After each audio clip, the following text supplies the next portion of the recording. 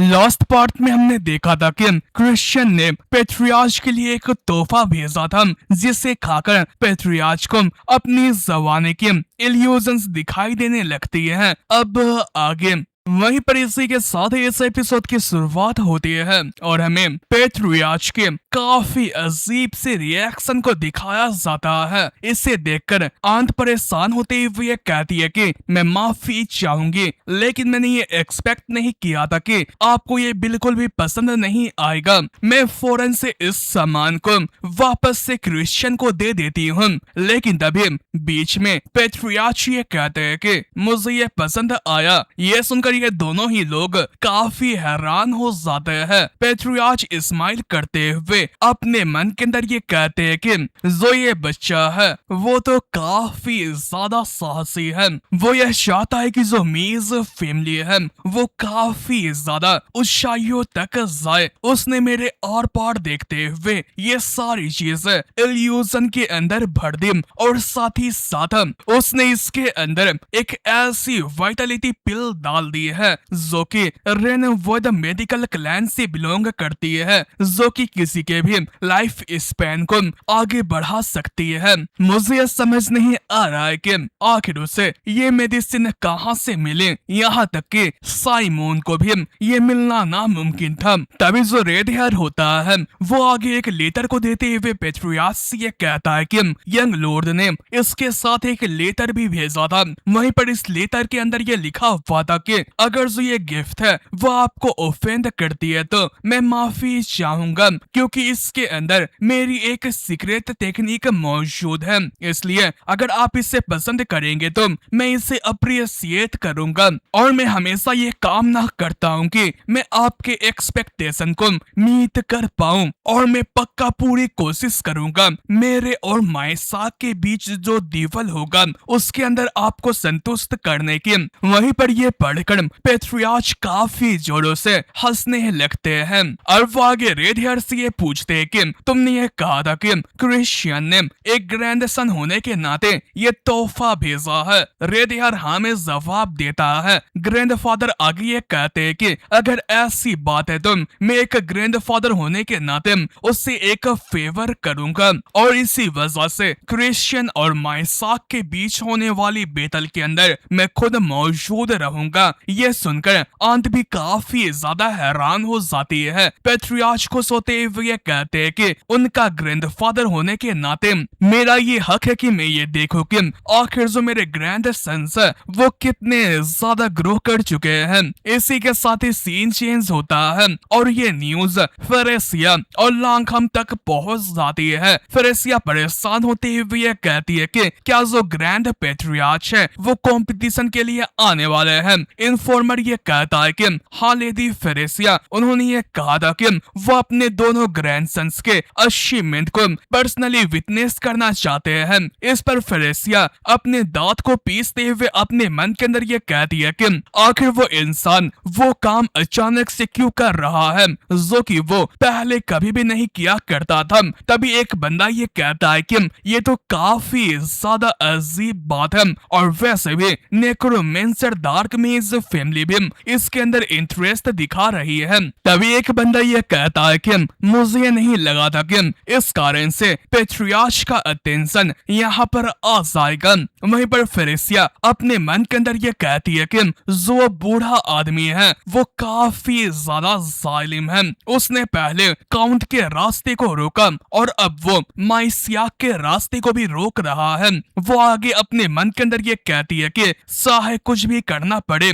मुझे क्रिश्चियन को उस बूढ़े आदमी के सामने पूरे तरीके से क्रश कर देना है ताकि उसे ये एहसास हो सके कि क्रिश्चियन की टैलेंट बिल्कुल यूजलेस है। वो आगे और ये कहती है कि जब समय आएगा तो क्रिश्चियन तुम्हारे शरीर के आंतड़ियां मैं अपने हाथों से बाहर निकालूंगी। इसी के साथ सीन हो जाता है और हमें क्रिश्चियन को दिखाया जाता है जो कि परेशान होते हुए कहता है कि मुझे इन बकवास बकवास क्लासों से अब मन उब चुका है। मेरे पास ऐसी बकवास क्लासेस के लिए बिल्कुल भी समय नहीं है। वहीं पर वो आगे ये कहता है कि मुझे यह समझ नहीं आ रहा है कि आखिर नेक्रोमेंसर डार्कमेज फैमिली ने इनॉग्रेशन के दौरान यूं क्यों किया था। उन्होंने आखिर अनडेड ड्रैगन को ऐसे क्यों भेजा था? क्या वो एक वार्निंग इशू करना चाहते हैं? तो इसका मतलब एक ही है, जो वार के पीछे असल खूनी है वो मेरे ऊपर इंटरेस्ट लेना चालू कर चुके हैं। लेकिन अभी के वक्त पर उनके और मेरे पावर के बीच में काफी ज्यादा बड़ा गैप है। इसलिए अभी के लिए मुझे अपने आप को रोक कर रखना होगा ताकि मैं ताकतवर ना हो सकूं। और इसलिए मुझे ये लगता है कि अब मुझे MUD स्वर्थ का ही इस्तेमाल करना चाहिए। लेकिन जितनी की मेरी स्किल्स है, मुझे उसे एक सिंगल मिनट के लिए इस्तेमाल करने के लिए पूरा फोकस लगाना पड़ता है। इसलिए अभी के वक्त पर रियल फाइट के अंदर यह ज्यादा काम नहीं आएगी।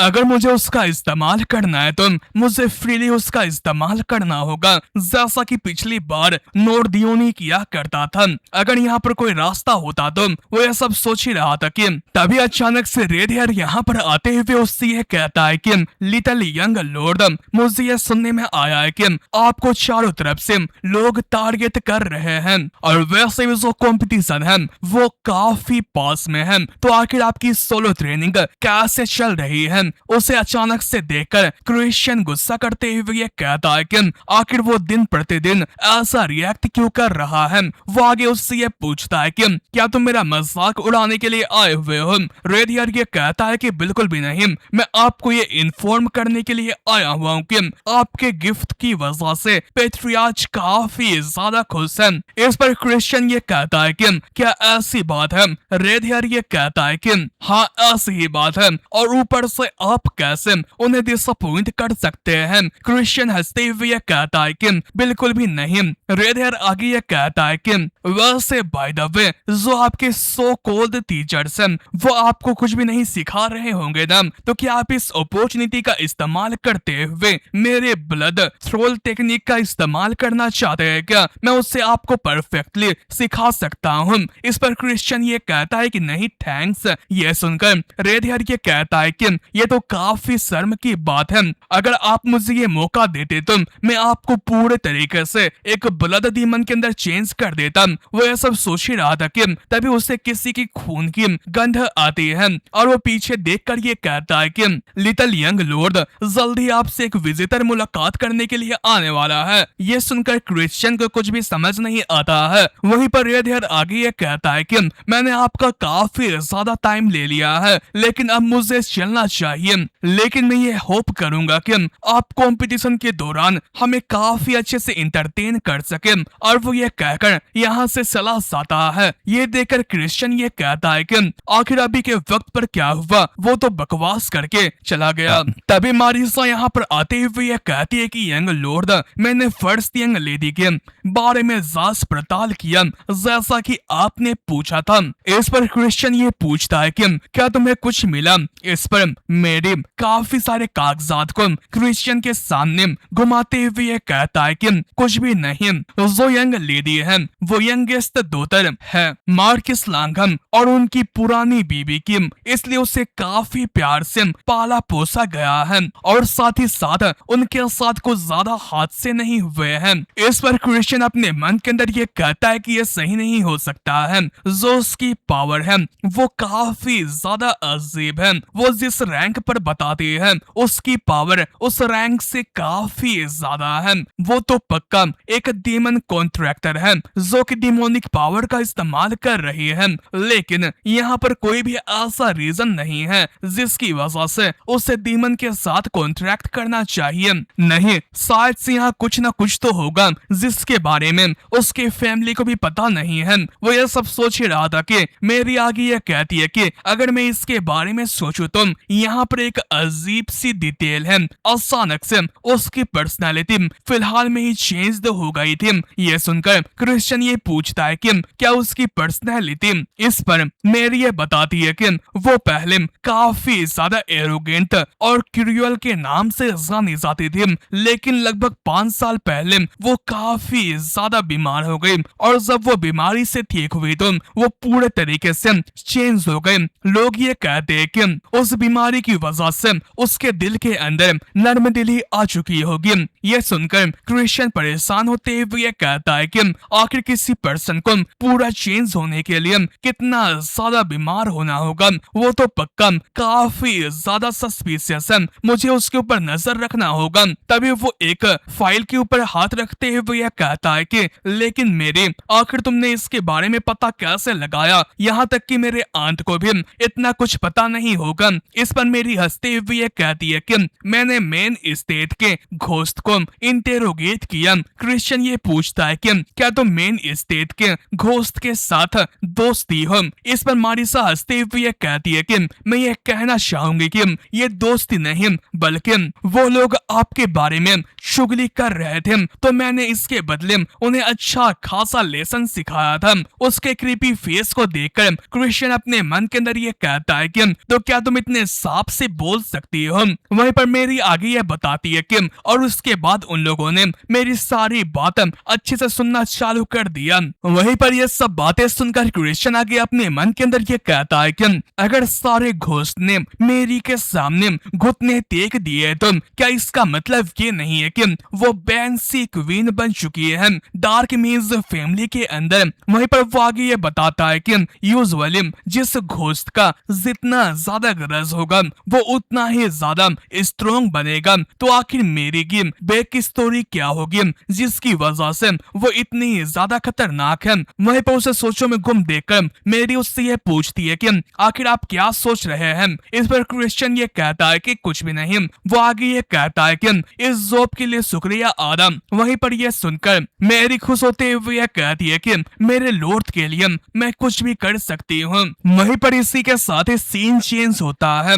और हमें सीधा दीवाल वाले दिन का सीन दिखाया जाता है, जहाँ पर काफी सारे लोग इस दीवाल को देखने के लिए आए हुए थे। क्रिश्चियन साइट पर देखते हुए अपने मन के अंदर ये कहता है कि पैट्रियार्च की यहाँ पर आने की वजह से काफी कुछ बदल चुका है। ये काफी ज्यादा अच्छी बात है कि पैट्रियार्च ने मेरे इंटेंशन को भाप लिया था। अगर हमें ये डिटरमाइन करना है कि कौन ज्यादा बेहतर यंग लॉर्ड है तो इसके लिए हमें ऑडियंस की जरूरत पड़ती है। वो ये सब सोच रहा था कि तभी मासियाक क्रिश्चियन की उंगली करते हुए यह कहता है कि तुम अपने आप को तैयार कर दो, क्योंकि पैट्रियार्च के सामने आज मैं ये प्रूफ कर दूंगा कि तुम एक नंबर के कचड़े हो यंग लॉर्ड होने के लिए। इस पर क्रिश्चियन उससे यह कहता है कि है मामा बॉय तुम शांत हो जाओ, आखिर क्यों ना तुम इस जगह पर ये बता क्यों नहीं देते हो कि तुम सारे काम नहीं करते हो, बल्कि पीछे मौजूद तुम्हारी माँ तुम्हारे लिए काम कर देती है।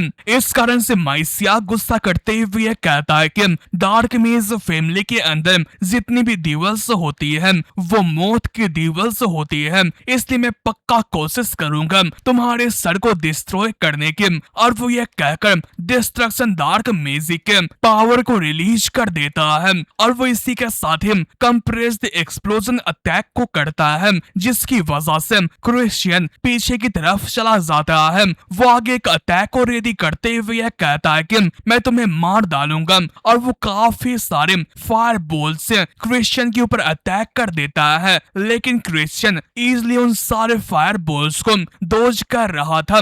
लेकिन थोड़ी देर के बाद उससे भी चोट लगना चालू कर जाती है। वो अटैक को रोकते हुए अपने मन के अंदर ये कहता है कि ये तो यूनियंस एलिमेंटल मैजिक की तरह है, लेकिन इसके अंदर एक डिफरेंस है और वो है कि वो कर्ज के पावर का इस्तेमाल कर रहा है। वो ये सब सोच रहा था कि तभी जो माइसियाक होता है वो चेन्स के साथ क्रिश्चियन को जकड़ लेता है और वो बर्निंग स्टेक का इस्तेमाल करते हुए पूरे तरीके से क्रिश्चियन को आग में झोल देता है। वहीं पर वो आगे अपने एक वेपन को समन करते हुए ये कहता है कि मैं तुम्हें ये पछतावा दिलवाऊंगा कि तुम जिंदा क्यों हो, और वो ये कहकर उसे पूरे तरीके से चीड़ फाड़ देता है और क्रिश्चियन चिल्लाते हुए आग के होश में जाकर बैठ जाता है। ये देखकर माइसिया खुश होते हुए ये कहता है कि तुम कचरे कहीं के, यही तुम्हारा अंत है। वहीं पर वो हंसी रहा था कि तभी जो असली क्रिश्चियन था वो उसके पीछे कान के पास आते हुए ये कहता है कि तुम्हें तो काफी मजा आ रहा है ना। उसकी आवाज को सुनकर माइसिया हैरान होते हुए पीछे की तरफ मुड़ने ही वाला था कि तभी क्रिश्चियन उसके फेस पर एक जोरदार पंच मार देता है और वो उससे ये कहता है कि तुम तो सच में एक नंबर के बेवकूफ गधे हो। आखिर एक 4th स्टार लेवल वाला मेज, एक इल्यूजन मैजिक जिससे कि मैंने कुछ दिन के अंदर ही सीखा था, उसके झांसे में कैसे आ सकता है। और क्रिश्चियन ये कहकर लगातार उससे पंचिंग बैग बनाता हुआ उसके ऊपर काफी सारे पंचेस मारते हुए अपने मन के अंदर ये बताता है कि माइसाक की एक वीकनेस है, जो उसकी सारी एबिलिटीज है वो उसके डिस्ट्रक्शन डार्क मेज के ऊपर फोकस्ड रहती है। और वैसे भी यह सारा सीन उसके मदर के इन्फ्लुएंस की वजह से हुआ है, जिसकी वजह से वो दूसरे फील्ड्स के अंदर एक अच्छा खिलाड़ी है। और वैसे भी एक डार्क मेज के लिए सबसे पहली बात यह होती है कि वो एक सेफ कास्टिंग रेंज को चूज करे, ताकि वो एक हैवी हाई डिस्ट्रक्शन का इस्तेमाल कर सके। अगर मैं दूसरे भाषा में बात करूं तो उन्हें क्लोज रेंज अटैक से बचना होता है। लेकिन मुझे ये नहीं लगता है कि जो टीचर्स इसके सामने कुत्ते बने हुए रहते हैं वो उसे ये बातें सिखाएंगे। और वो इसी तरीके से काफी बार उसे मारने के बाद एक जोरदार किक मारता हुआ उसे लुढ़काता हुआ दूर फेंक देता है। वहीं पर वो आगे उसे चिढ़ाते हुए ये कहता है कि हे इधर ध्यान दो, तुम्हारी इस हालत को देखकर जो तुम्हारी माँ है वो अभी के वक्त पर रो रही होगी, तो आखिर क्यों ना तुम अच्छे से फाइट करो। वहीं पर इस कारण से माइसियाक और भी गुस्सा हो जाता है और वो अपने मन के अंदर ये कहता है कि मैं तुम्हें मार डालूंगा। और वो ये कहकर अपने पास से एक नेकलेस को निकालकर वापस से खड़ा होना चालू कर जाता है, जो कि असल में इस अरेना का एक रूल तोड़ना था। लेकिन जबकि माइसियाक कोई मामूली इंसान नहीं था तो कोई भी इस दीवार को नहीं रोकता है। वहीं पर उस म्यूजिक टूल को देखकर क्रिश्चियन अपने मन के अंदर ये कहता है कि जैसा कि मैंने एक्सपेक्ट किया था उसके पास एक इंश्योरेंस है, वो तो वैक्यूम ऑफ डिस्ट्रक्शन का इस्तेमाल कर रहा है।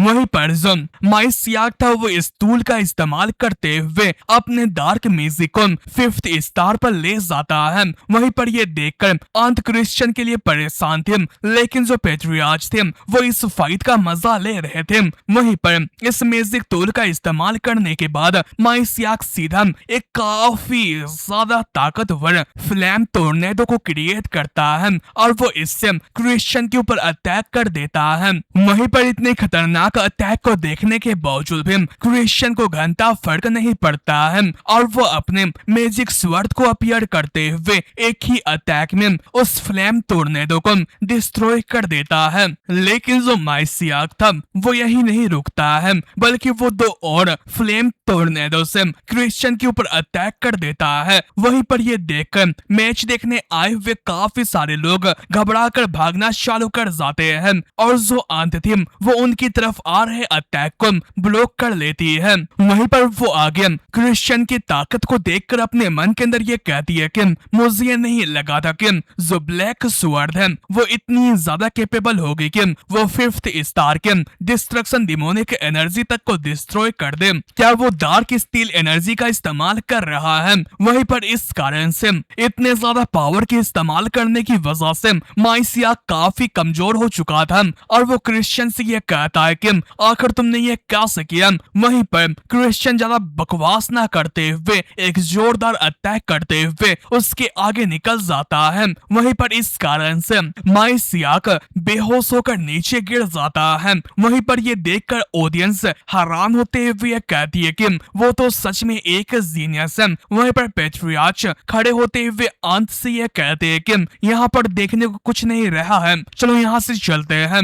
इसके लिए अंत मान जाती है। वहीं वहीं पर जाने से पहले पेट्रियार्च फिलेसिया से ये कहते हैं कि फिलेसिया, मैं ये चाहूंगा कि तुम अच्छे से माइसिया के एजुकेशन पर ध्यान दो। अगर ऐसा ही चलता रहा तो इस लड़के का फ्यूचर ज्यादा अच्छा नहीं रहेगा। वहीं पर इस कारण से फिलेसिया काफी ज्यादा गुस्सा होती है, लेकिन वो अपने इस गुस्से को अपने ही अंदर पीकर चली जाती है। वहीं पर जाते वक्त पेट्रियार्च क्रिश्चियन को आवाज लगाते हैं और वो उससे यह कहते हैं कि मेरे ख्याल से मुझे यह लगता है कि इस ट्रिप पर आने का जो फल था वो काफी अच्छा था। इस कारण से क्रिश्चियन खुश होते हुए यह कहता है कि अगर ऐसी बात है तो मैं पूरी कोशिश करूंगा पेट्रियार्च को अपना वर्थ साबित करने के लिए। वहीं पर इसी के साथ ही हमें थोड़े समय के बाद क्रिश्चियन को वापस से दिखाया जाता है, जो कि खुश होते हुए अपने मन के अंदर ये कहता है कि ये भली थोड़े वक्त के लिए थी, लेकिन मैंने सक्सेसफुली डार्क एनर्जी को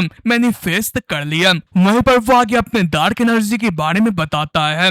ये 5 स्टार रियलम के अंदर पावर को इनहेंस कर देती है ब्लैक स्वर्ड के, और साथ ही साथ ये एक ऐसी एबिलिटी देती है जो कि टारगेट के डिमोनिक एनर्जी को सप्रेस कर देता है, चाहे उसकी दूरी कितनी ही ज्यादा क्यों ना हो। अगर मैं बोथ डार्क एनर्जी और असली ब्लैक स्वर्ड को ऐसे ही मास्टर कर लेता हूँ। वहीं पर वो अपने बात को फिनिश कर पाता उससे पहले ही पीछे से एक बंदा उसे आवाज लगाता है और वो उससे ये पूछता है कि क्या तुम एक क्रिश्चियन हो। इस पर क्रिश्चियन पीछे की तरफ देख रहा था। एक पेड़ पर बैठा हुआ बंदा उससे ये कहता है कि तुमसे मिलकर काफी अच्छा लगा। वहीं पर उसकी तरफ देखकर क्रिश्चियन काफी ज्यादा घबरा जाता है और वो अपने मन के अंदर ये कहता है कि मेरा शरीर मूव नहीं कर रहा है। वहीं पर फाइनली उस पेड़ के ऊपर बैठे हुए बंदे को दिखाया जाता है, जो कि वही होता है जो कि लास्ट पार्ट में हमने इस ब्लू हेयर को देखा था, जिसने कि अपने 2 साथियों को मार दिया था। वो क्रिश्चियन से ये कहता है कि मैं तुमसे मिलने के लिए काफी ज्यादा एक्साइटेड था। तुमसे मिलकर मुझे काफी अच्छा लगा। मैं हूँ सिराद, तुम्हारा एल्डेस्ट ब्रदर। वहीं पर सिराद नाम सुनकर क्रिश्चियन को एक जोरदार झटका लगता है और वो पास्ट का एक सीन याद करता है, जहाँ पर उसकी एक साथी उसे ये बताती है कि डार्क मेज फैमिली के अंदर एक ऐसा भी यंग मास्टर था जिससे कि लोग पूरे तरीके से लूनेटिक मानते थे। मुझे फुल डिटेल्स के बारे में तो नहीं पता, लेकिन ग्रेट वॉर के स्टार्ट होने से पहले वो पूरे तरीके से मिसिंग था। वहीं पर उस बात को याद करते हुए क्रिश्चियन अपने मन के अंदर ये कहता है कि सिराद डार्क मेज फैमिली का यंग मास्टर है और साथ ही साथ वो सिमोन का डिसाइबल है और वो ब्लड स्क्वाड शैडो का एक कमांडर है। आखिर वो यहाँ क्या कर रहा है? तभी सिराद क्रिश्चियन के सामने आकर लैंड करता है और वो उससे ये पूछता है कि आखिर तुम मेरे सामने जम से क्यों गए हो? ये तो हमारी पहली मीटिंग है ना। वहीं पर इसी के साथ ही में एक और पास्ट का सीन दिखाया जाता है, जहाँ पर सिराद क्रिस के सामने मौजूद था और वो उससे हंसते हुए यह कहता है कि क्या तुम्हारा नाम क्रिस है? ये तो काफी ज्यादा शर्म की बात है। अगर तुमने सच में स्वर्ड्स मेनशिप और मेजी को अच्छे से मास्टर कर लिया होता तो मुझे और भी ज्यादा मजा आता। वहीं पर उस बात को याद करते हुए क्रिश्चियन घबराते हुए अपने मन के अंदर ये कहता है कि जैसे मैंने उससे आई कांटेक्ट किया, मेरा रोंग मुझसे ये कह रहा है कि चाहे कुछ भी क्यों ना हो जाए मुझे उससे मारना होगा, ताकि जो उसने कांड किए हैं वो कांड वो कभी ना कर सके। और वो ये कहकर अपने डार्क एनर्जी को रिलीज करना चालू कर जाता है। ये देखकर सिराद उसके पास आते हुए ये कहता है कि तुम तो काफी ज्यादा कोल्ड हो, मैं तुम्हारा ब्रदर हूँ, तुम्हें इसके बारे में पता है ना, इसलिए तुम्हें अपने नाखूनों को जल्दी बाहर नहीं निकालना चाहिए। वो क्रिश्चियन के कान के पास जाकर ये कहता है कि अगर तुम ऐसा एक्ट करते हो तो मुझे ना चाहते हुए भी तुम्हें मारना होगा। वहीं पर इस कारण से क्रिश्चियन की फट के हाथ में आ जाती है और वो अपने डार्क एनर्जी को सप्रेस कर लेता है। सिराद आगे ये कहता है कि और हम इतने सारे रूमर्स को सुनने के बाद मुझे तुम्हारे बारे में काफी ज्यादा हाई एक्सपेक्टेशन थी, लेकिन तो तुम उतने भी खास नहीं हो, तुम तो मेरे एक्सपेक्टेशन के नीचे आते हो। इस कारण से क्रिश्चियन काफी घबराया हुआ होता है, लेकिन वो अपने आप को संभालते हुए ये कहता है कि क्या तुम्हारे एक्सपेक्टेशन से नीचे, क्या तुम इस तरीके से बातें करते हो? अगर जो ये दुनिया है उसके अंदर से तुम जैसा कचरा मरकर चला जाता है तो ये काफी ज्यादा बेहतरीन दुनिया बनेगी। तुम बस इंतजार करो, मैं जल्दी ही तुम्हारा सर तुम्हारे धड़ से अलग कर दूंगा। ये सुनकर पहले सिराज सीरियस होकर देखता है, लेकिन वो आगे पागलों की तरह हंसते हुए कहता है कि ठीक है, मैं अपने बात को वापस लेता हूँ, लेकिन फिर भी तुम इतने खास नहीं हो कि तुम मेरे इंटरेस्ट को अपने अंदर रख सको। तुम चाहे जितनी ज्यादा कोशिश कर लो, तुम मेरा सामना नहीं कर सकते हो। वहीं पर वो आगे अपने फिंगर के ऊपर हल्का सा कट लगाता है और वो अपने ब्लड को क्रिश्चियन के सर के ऊपर टपकाते हुए कहता है कि लेकिन तुम्हें जल्दी करना होगा, क्योंकि मैं अपने पेशेंस पर नहीं रह सकता हूँ। और वो ये कहकर यहाँ पर से गायब हो जाता है। वहीं पर उसके जाने के बाद क्रिश्चियन गुस्से में पिलर के ऊपर मुक्का मारते हुए कहता है कि आखिर यहाँ क्या चल रहा है। मैं अपने सामने अपने साथियों के खूनी को देखकर भी एक उंगली नहीं उठा पाया। हालांकि अगर मैं उसके गंध के बारे में बात करूँ तो वो अभी के वक्त पर डीमन के साथ कॉन्ट्रैक्ट नहीं बनाया हुआ है, इसलिए अब भी चांस है। मुझे 1 साल के अंदर ये मेक श्योर करना होगा कि वो सरवाइव ना कर पाए। और इसी के साथ ये एपिसोड एंड होता है। अलविदा।